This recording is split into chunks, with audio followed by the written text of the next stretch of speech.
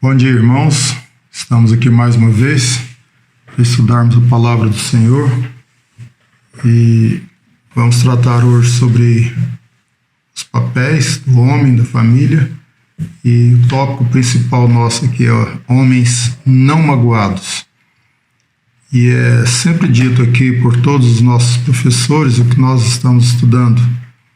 Então nós damos os créditos ao Dr. David Merck, autor do livro Lar, Família e Casamento, que tem sido nosso roteiro de estudo por alguns meses na nossa classe de famílias da Segunda Igreja Presbiteriana de Uberlândia. Nós vamos orar antes de começarmos, vamos baixar nossas cabeças, fechar nossos olhos e falar com Deus. Senhor nosso Deus, nós te pedimos ajuda para ministrarmos essa lição.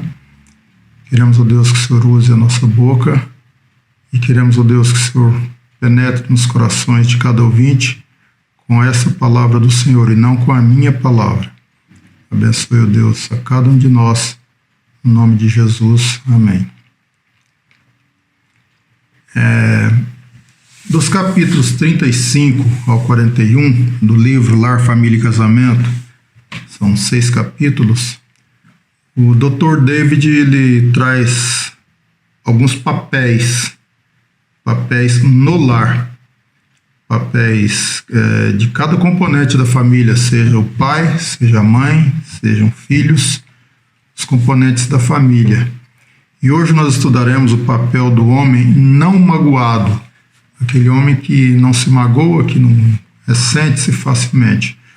O texto básico da nossa lição é Colossenses capítulo 3, o verso 19, que diz o seguinte: Vós, maridos, amai a vossas mulheres e não vos irriteis com ela.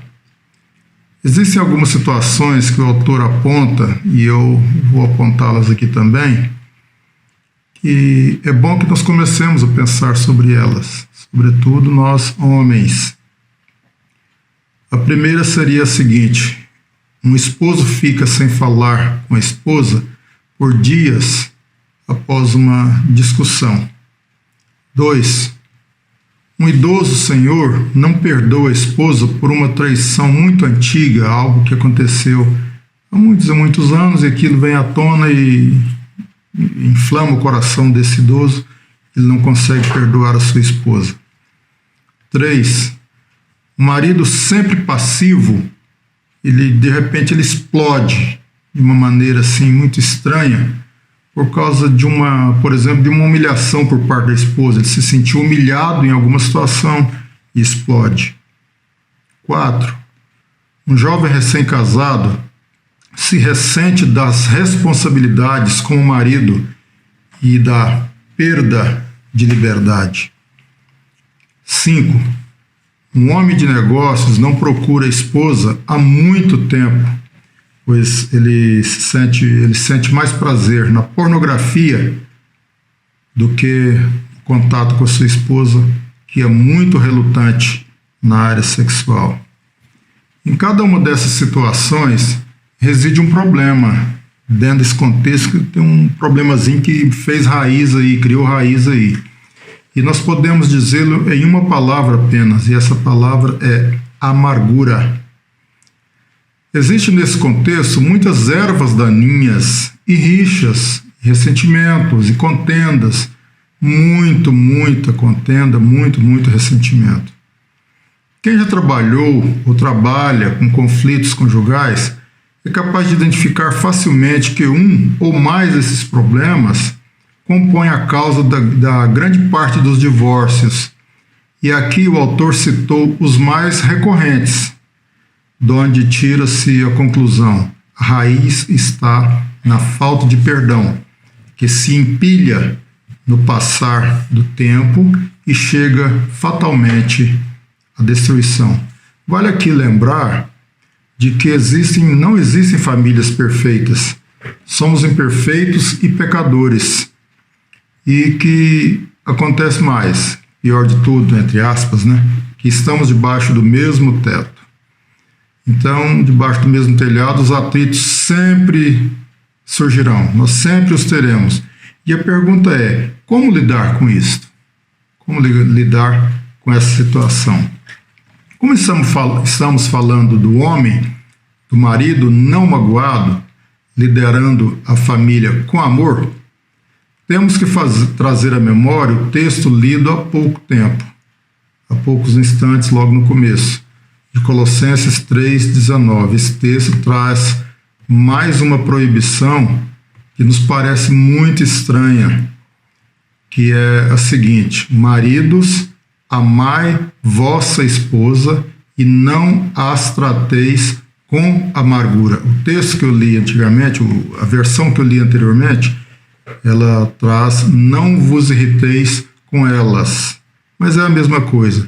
E esse não irriteis ou não tratá-las com amargura é exatamente a proibição que nos parece um pouco estranha. O próprio autor coloca dessa forma, como uma proibição diferente. Podemos inferir do texto lido, dessa situação do texto, que parece ser muito comum aos homens, a nós homens, uma certa dificuldade, um certo problema de lidarmos com mágoas. Só que o amor de Cristo não convive com mágoas. Talvez por isso o contexto de Colossenses tenha trazido as duas situações juntas, que é amar e não se irritar.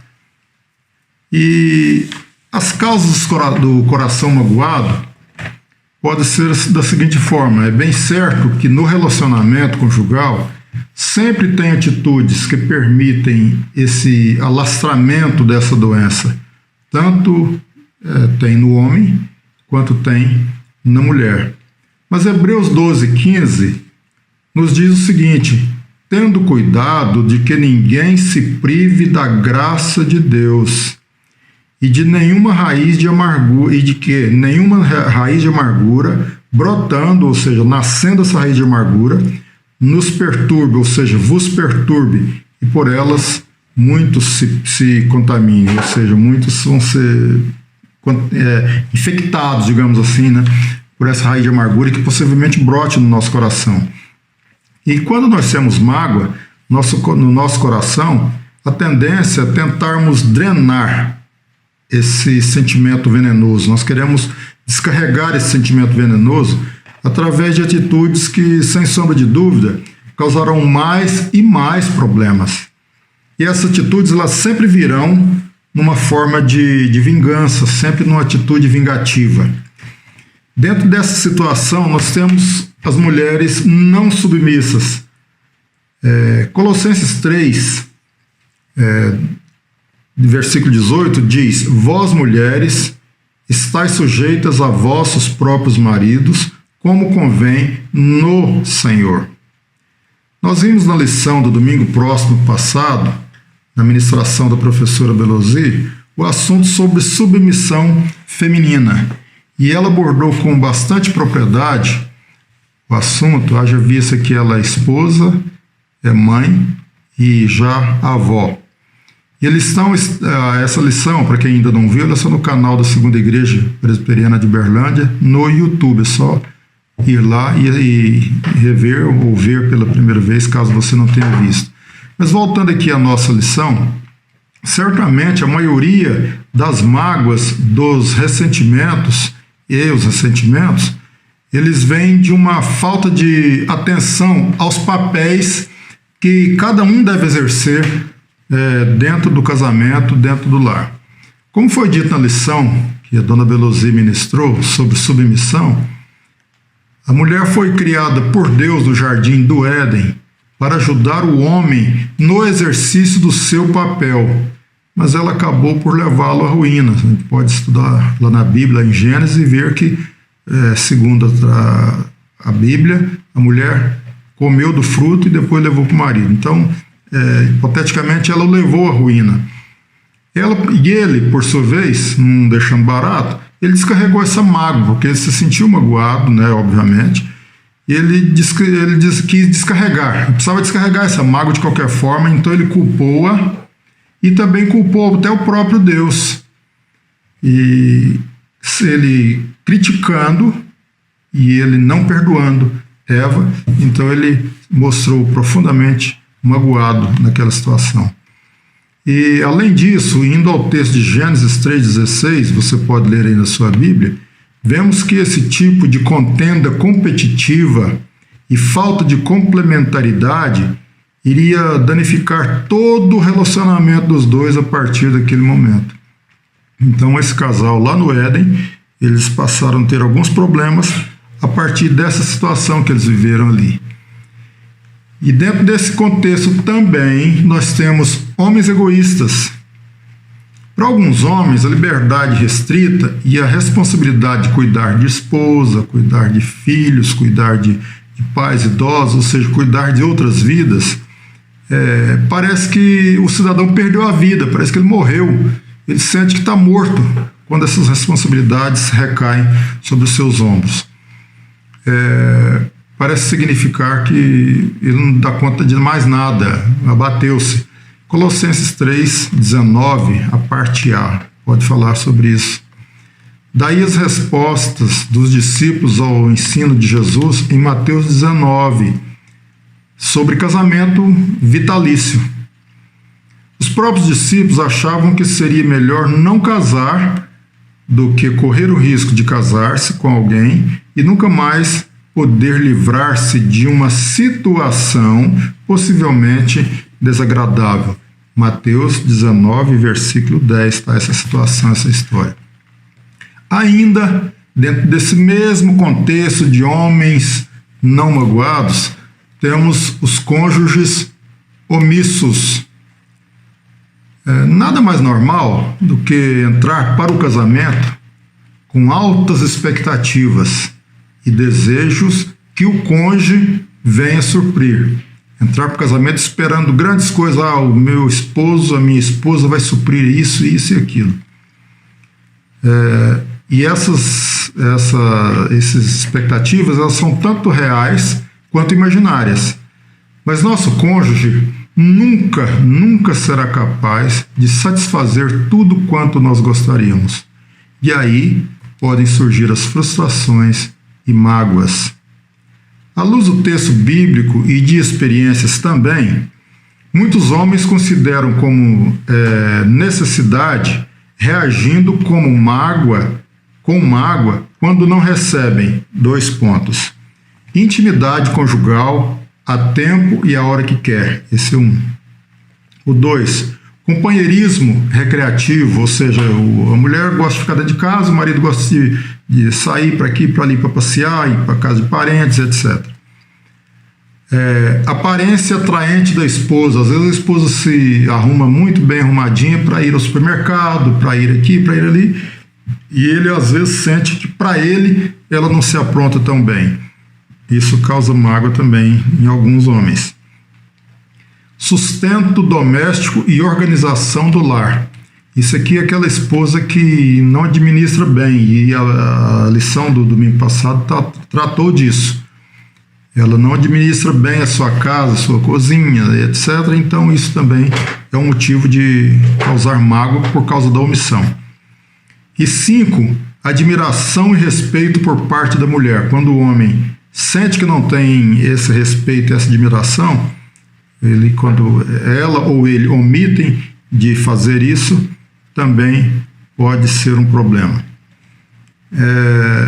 Desses pontos colocados, via de regra, o que mais causa mágoa nos homens e frustração é o que tange ao relacionamento íntimo com a sua esposa.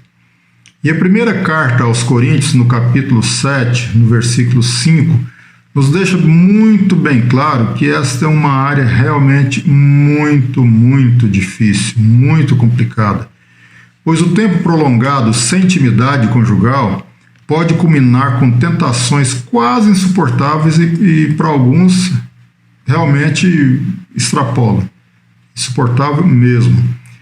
E o texto lá então diz o seguinte: para que Satanás não vos tente por causa da vossa incontinência. Então a Bíblia, gente, é extremamente sábia, né? Mas mesmo assim, mágoas não são autorizadas, né, melhor dizendo, como resposta do homem diante da frieza da esposa ou de outra situação. E na Bíblia nós temos alguns outros textos que podem nos apontar alguns motivos para surgir mágoa. Podemos sugerir outras possíveis causas de mágoa à luz da palavra de Deus, por exemplo. 1. Traição. Em Provérbios, capítulo 2, verso 16, nós podemos ver sobre isso. 2. Divórcio. Malaquias 2, capítulo 14, podemos ver sobre isso. Jugo desigual. 1 Coríntios, capítulo 7, versos 10 a 15. Humilhação pública. Provérbios 31, 11 a 23. Humilhação particular. Aqui o autor citou o caso de Davi e Mical. Para quem se lembra, Davi entrou na cidade praticamente seminu e a sua mulher da janela, só que ele louvava a Deus apesar da situação. E a sua mulher Mical, da janela, o reprimiu severamente.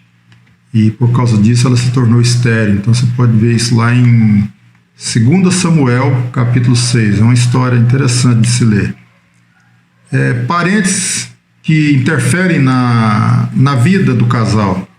Os sogros, os tios, alguma coisa assim, que pode gerar mágoa dentro de uma casa.